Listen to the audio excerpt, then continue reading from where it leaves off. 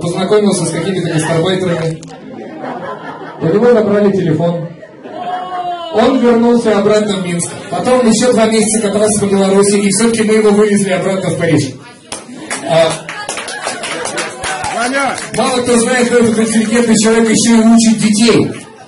Был учителем младших классов. Сейчас директор школы. На самом деле этого француза нашел я. Нет, я не хочу рассказать. Значит, кто знает, по улице Якуба Колоса едешь со стороны Зеленого Луга и поворот налево, то только с левой стороны. И вот он стоит машина ГАИ в крайнем левом ряду с поворотом, и с первого ряда вместе с ним поворачивает. Гаишник его останавливает, начинает его трещить. И поскольку у нас гаишники все знают французский язык, они не могут друг друга понять. Я подъехал, говорю, отпусти такой сраку, что ты поколебался, ты видишь француз. Мне так, ну ладно, что с тобой делать? На что наш французский друг говорит, пойдем я тебе кофе угощу. Так что, дамочки, Реми наверняка тоже есть что сказать. Реми может говорить по-французски, все равно никто ни хрена не понимает, будет очень красиво.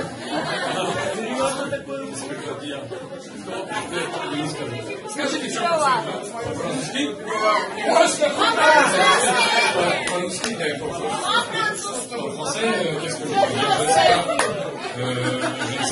Je ne sais pas quoi dire.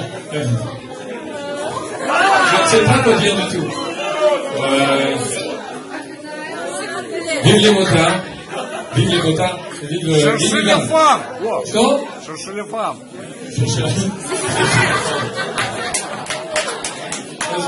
Возможно. Девушки, в общем, ему все очень нравится, как вы поняли, из перевода. И он по-прежнему ищет для фам. Не-не-не-не, no. Нет, эту не ищи, ее уже нашли. Да, но есть другие. Да, Реми Дарьен. Специально прилетел с Парижа, чтобы поздравить еще раз. Это мне? Вау, спасибо.